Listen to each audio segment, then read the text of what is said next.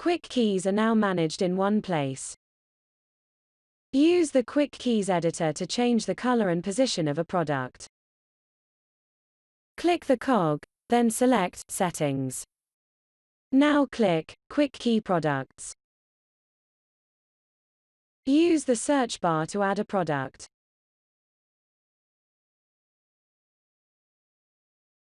Tap the product to highlight, then click Add. To customize, select a product. The background and text colors are changed using the drop-down options below.